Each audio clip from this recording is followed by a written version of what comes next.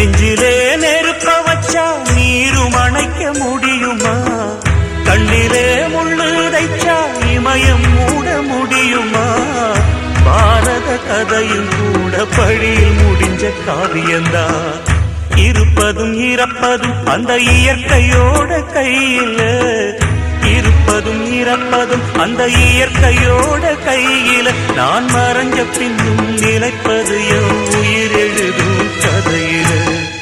சந்திரனே சூரியனே நட்சத்திர நாயகனே, சந்திரனே சூரியனே நட்சத்திர நாயகனே.